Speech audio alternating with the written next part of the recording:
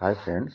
आज जिस कंपनी को हम डिस्कस कर रहे हैं ये स्टील सेक्टर की एक कंपनी है और ये कोई माइक्रो कैप या पेन्नी शेयर नहीं है, बल्कि इसको डिस्कस करने के पीछे का रीज़न है कि इसका जो प्राइस है शेयर का वो लगभग पेन्नी की ही तरह है, 100 रुपये के अंदर में है। तो बाकी डिटेल आपको स्क्रीन पर दिख ही रही होगी। जीआई पाइप है, ये सब कुछ बना देते, एक बार चेक करते हैं क्या क्या करती है। तो ये आ गए इसके वेबसाइट के अंदर। तो आप लोग देख रहे हैं कि रूफ टॉप सोलर सिस्टम की जो भी सोलर पैनल में जो भी इंफ्रास्ट्रक्चर लगता है उसका फ्रेम वगैरह उस बिजनेस में है, यानी उसके लिए ये बनाती है ये। ठीक है। और दूसरा इसका सेक्टर है ये solar module mounting mounting structure, वही होता है जो नीचे का उसका फ्रेम होता है। तो एक तो वो बनाती है ये। दूसरा और किस किस फील्ड में है तो एक बार चेक करते हैं इसको प्रॉपरली। तो ये सोलर स्ट्रक्चर के साथ साथ जो है इंफ्रास्ट्रक्चर में यानी कंस्ट्रक्शन में भी इसके मटेरियल का जो है इस्तेमाल होता है। तो एक ये दूसरा सेक्टर जो कि इस समय ग्रोइंग पे भी है, एक ये हुआ। तो बाकी सारी चीज़ें देख सकते हैं, कैपेसिटी कितने की है। अभी ये देखिए 5,85,000 मीट्रिक टन की है पर एनम, लेकिन शायद इन्होंने अभी 2 लाख टन का एक्सपेंशन कर रखा है, वो बढ़ा रहे हैं। तो अभी आगे देखेंगे, वो डिटेल भी इसमें दिखेगी। तो इसके प्रोडक्ट्स वगैरह में ये एमएस स्ट्रक्चर के पाइप वगैरह हैं। ठीक है। ये पाइप और कुछ इस- अच्छा, जेटीएल जल जन करके है, तो ये वाटर में भी इसके इस्तेमाल होते हैं, क्योंकि इसने लगभग 200 या 300 का जो है कुछ अभी इसने कॉन्ट्रैक्ट भी हासिल किया है गवर्नमेंट से, जल जीवन मिशन के तहत। अच्छा, विंड एनर्जी में ये जो स्ट्रक्चर इनका बनता है, यहाँ पर भी इसके मेटल का इस्तेमाल होता है इनके प्रोडक्ट का। और देखते हैं इसके अंदर और क्या क्या है और इनके क्लाइंट कौन कौन हैं। तो प्रोडक्ट में यहाँ एक लिस्ट पूरी दे रखा है, प्रोडक्ट एंड सर्विस में। जेटीएल एमएस स्ट्रक्चर वही जो इंफ्रास्ट्रक्चर में यूज होता है। जेटीएल जंबो है, जेटीएल अल्ट्रा, ये सारे पाइप के ही हैं। जेटीएल जल और ये गैल्वेनाइज्ड सूर्य किरण, ये सोलर में जो स्ट्रक्चर लगता है वो है। ये अग्निरोधी, यानी ये इसकी क्वालिटी है, केवल इनके कितने टाइप के ये प्रोडक्ट अपने बनाती है वो डिटेल दे रखी है। एक बार इसके फंडामेंटल वगैरह चेक करेंगे और इसको सेलेक्ट करने के पीछे का रीज़न क्या है वो भी एक बार चेक करते हैं। तो आइए इसके एक बार चलते हैं वहाँ पर डिटेल पे। तो आ गए हैं हम लोग स्क्रीनर पर। तो आइए एक बार चेक करते हैं। ये सारी डिटेल तो हमने देख ली है कि क्या क्या ये मैन्युफैक्चरिंग करती है। मार्केट कैप वगैरह देखते हैं तो 3643 करोड़ का मार्केट कैप है। करंट प्राइस 95 है, जो कि अपने हाई और लो के बीच में है, सेंटर में, यानी एकदम बाइंग जोन पर है ये। 100 के अंडर में जब भी आए तो ये बाइंग जोन पर रहती है। स्टॉक P31 का है, यानी कोई बहुत महंगा भी नहीं है। ठीक है। और ROE ROC भी बड़ा डिसेंट सा है, डिविडेंड भी देती है। काफ़ी अच्छी चीज़ है कि इसका ROE और ROC मेंटेन है, काफ़ी दिनों से वैसे ये मेंटेन है। इंडस्ट्री P28 की है, डेप्थ है 45 और प्रमोटर है 48। रिजर्व डेप्थ की तुलना में रिजर्व कई गुना ज़्यादा है। ठीक है। ये लगभग 20 गुना ज़्यादा इनके पास है और इन्वेंट्री में भी काफ़ी ज़्यादा है। तो यानी इस कंपनी को ज़्यादा दिक्कत नहीं आने वाली है डेप्थ की वजह से, बहुत छोटा सा डेप्थ है। बस प्रॉब्लम इसमें चेंज इन प्रमोटर होल्डिंग है। और ये क्यों माइनस किया गया इसका डिटेल है आगे, मैं अभी आपको दिखाता हूँ वो। तो ये इन्होंने सेल किया, ये एक गलत चीज़ है, थोड़ा निगेटिव पॉइंट आता है ये। फ्री कैश फ्लो माइनस में है, तो खैर अभी रिजर्व है इसके पास तो उससे कोई दिक्कत नहीं है हमें। चार्ट एक बार देख लेते हैं यहाँ पर कि बाइंग जोन पे है अभी या नहीं। तो साल भर से जो देख रहे हैं तो 130 से 90 पे आया हुआ है। अब देखें क्या इसका बिजनेस भी इस हिसाब से गिरा है या सिर्फ प्राइस। अगर सिर्फ प्राइस गिरी है तो उसमें आगे बढ़ने में कोई दिक्कत नहीं होती, हम लोग ले सकते हैं उसे। हो सकता है कंसोलिडेट कर रहा हो। अब देखें यहीं से 3 पे कि क्यों कंसोल अच्छा, ये देखिए यहीं से समझ में आ गया है कि कंसोलिडेशन क्यों इसमें स्टार्ट हुआ। क्योंकि लगातार देखेंगे तो ये लगातार 2021 से ये कहाँ 6 रुपए का था, वहाँ से 130 तक, यानी लगातार इसकी जो है ग्रोथ जो है 4 साल में इतनी हाई स्पीड में हुई है कि इसको कंसोलिडेट करना ही था। नहीं करता तो आगे जाके करता। तो अच्छा है कि यहाँ पर हमको एक एक साल के उस पे लो पे मिल रहा है। और ये एक परफेक्ट बाइंग जोन पे है। बनाना तो था किसी और पे, लेकिन आज उसमें जो है 19% का सर्किट लग गया। तो मैंने सोचा अभी नहीं बनाता हूँ, जब गिरा हुआ हो तब बनाएं तो ज़्यादा अच्छा है। कुछ पेन्नी मैंने सेलेक्ट किए थे, लेकिन उनमें 2-3 थे, एक में 10% का लग गया, एक में 19% का लग गया। तो इस तरह के हैं, जैसे क्यू जियो फाइनेंस है, ये छोटी कंपनी, अगर किसी को इंटरेस्ट हो तो जाके चेक भी कर सकता है। अच्छा, एक बार इसके कंपटीटर को देखते हैं। तो इसमें शारदा एनर्जी, एनएमडीसी, मेरे ख्याल से ये अपने सेक्टर में सबसे कम के मार्केट कैप की है। हाँ, सबसे कम की है, 3,643 करोड़ की।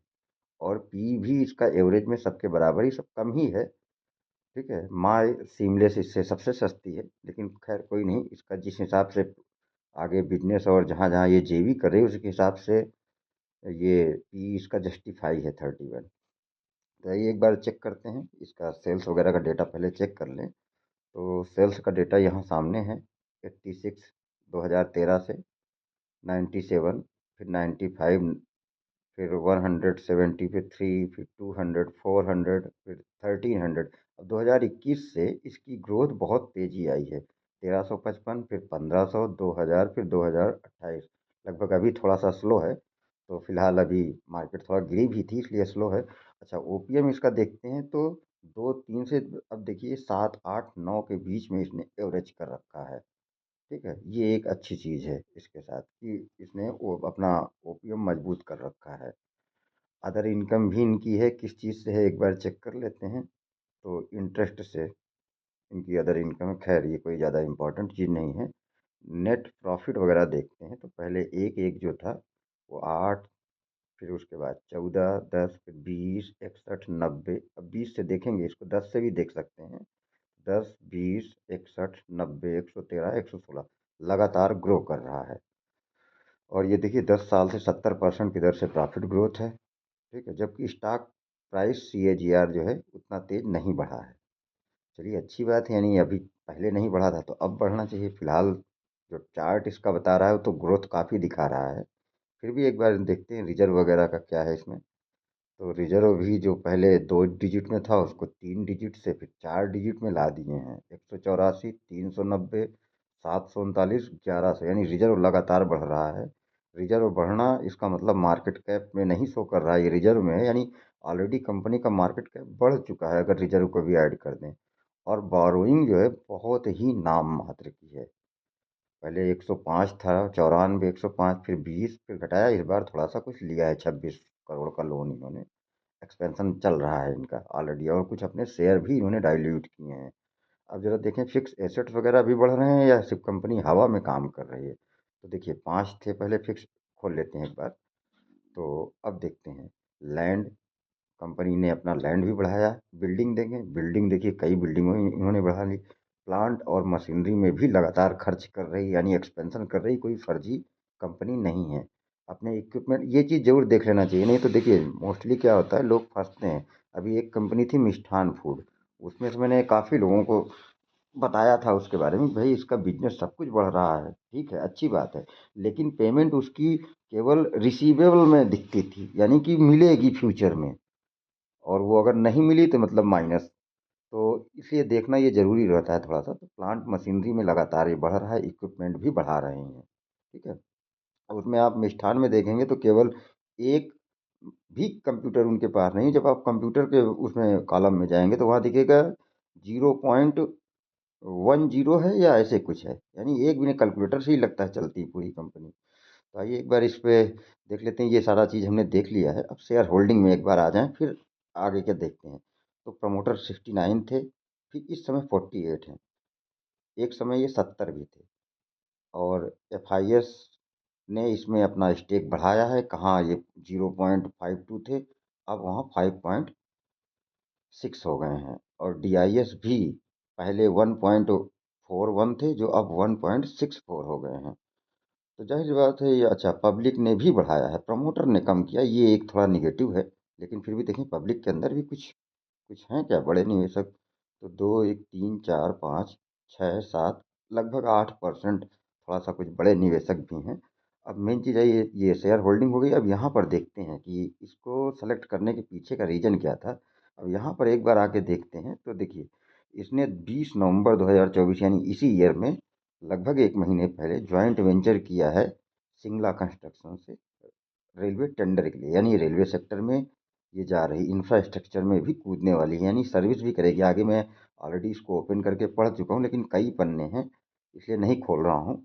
लेकिन जिन्हें इंटरेस्ट हो जाके देख सकते हैं कि अब ये जो है इन्होंने बिडिंग की है रेलवे के साथ इंफ्रास्ट्रक्चर डेवलपमेंट के लिए। तो वहाँ पर एक तो ये सिविल का कंस्ट्रक्शन का काम भी खुद करेंगे, दूसरा मटेरियल इनका यूज होगा, ये एक बेनिफिट रहेगा। दूसरा चीज़ इन्होंने सिक्योर किया 6 नवंबर को ही अंडर जल जीवन मिशन, ये जो है उसमें 265 करोड़ का ऑलरेडी इनको मिल चुका है, जहाँ इनको पाइप भी लगाना है, साथ ही साथ ये कंस्ट्रक्शन फील्ड में भी एंट्री मार रहे हैं, जो वहाँ से इनको अच्छा बेनिफिट होने की वो है। अब देखिए सक्सेसफुली 30 अक्टूबर को, यानी इसी ईयर में लगभग 3 महीने पहले, इन्होंने जो है अपनी कैपेसिटी बढ़ाने के लिए जो है एक रायपुर फैसिलिटी में जो है एक्सपेंशन भी किया है।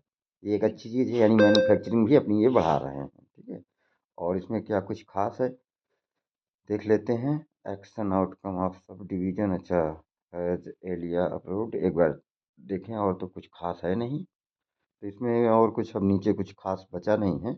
और कॉन कॉल का डेटा है, नवंबर में आया है, इसको एक बार सोच रहे हैं ज़रा देख लिया जाए कि क्या खास है, क्योंकि जो भी होगा इनका फ्यूचर प्लान वो इसमें ज़रूर जो है दिखेगा। तो आइए एक बार देखते हैं।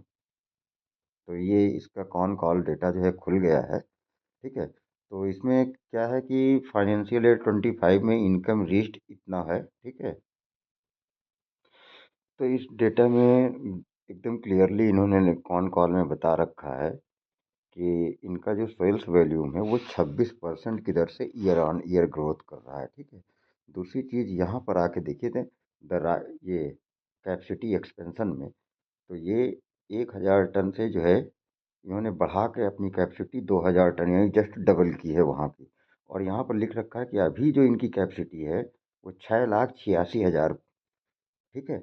इतना टन जो है मीट्रिक टन होगी ये, या टन में है, शायद टन में है, ठीक है। इतने टन जो है ये अभी प्रोडक्शन कर रही है, और aiming for million ton capacity marked by year end, यानी कि ये जो 6 लाख है ये 10 लाख टन जो है कर देंगे ईयर के एंड में, यानी 40% की ग्रोथ यहाँ पर लाएंगे, तो जाहिर सी बात है रेवेन्यू भी बढ़ जाएगा, वो 50-60% बढ़ जाएगा वहाँ पर। तो एक चीज़ तो ये है। दूसरा चीज़ इनका जो है कि value added product 20% of total tax, अच्छा इसमें कुछ नहीं खासकर।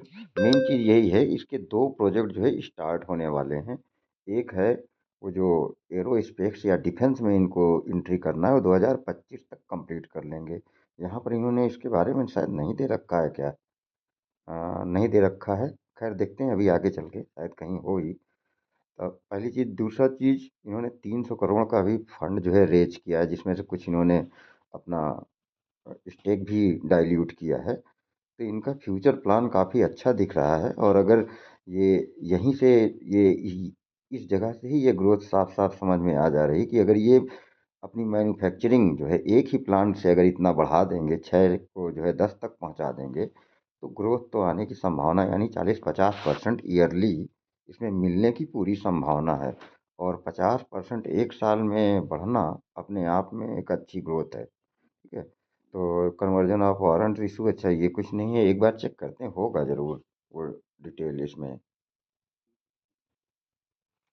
हाँ, ये यहाँ पर इसने जो है दे रखा है, Nabha sales will be integrated into JTL expected to complete Q3 25, यानी 2 क्वार्टर बाद जो है इनका शायद ये प्रोजेक्ट भी स्टार्ट होगा। तो इसके दो प्रोजेक्ट जो स्टार्ट होने वाले हैं वो काफ़ी अच्छे हैं, एक तो एरो स्पेस सेक्टर, और दूसरा सेक्टर जो है इनका जो है ये जो अभी रेलवे में इन्होंने एंट्री की, तो वहाँ पर इनका प्रोडक्ट भी सेल होगा और सर्विस चार्ज भी इनको मिलेगा। तो ये दोनों चीज़ें काफ़ी अच्छी है। बस यही पर्पस था इसको अपडेट करने का। और फिर से वही चीज़ कि भाई ये कोई भी जो भी मैं इसमें डाल रहा हूँ वो सिर्फ अपनी स्टडी के लिए, या किसी को भी फंडामेंटल, जैसे कुछ लोग हैं नहीं इस्तेमाल कर पाते स्क्रीनर, तो वो आके यहाँ पर चेक कर सकते हैं। बाकी किसी का अगर डाउट हो तो कुछ पूछ भी सकता है, लेकिन इससे केवल सिर्फ जानकारी के पर्पज का ये वीडियो है। इससे इसे देखकर निवेश करने की गलती न करें, पहले खुद भी एक बार चेक करें, और अगर उनको लगता है कि भाई ये इसकी ग्रोथ से वो संतुष्ट है, तभी इसमें आगे बढ़ सकते हैं। Okay, thank you. देखते हैं, आज लेट भी हो गया, देखते हैं कल के लिए कोई दूसरा वीडियो। Okay, good night.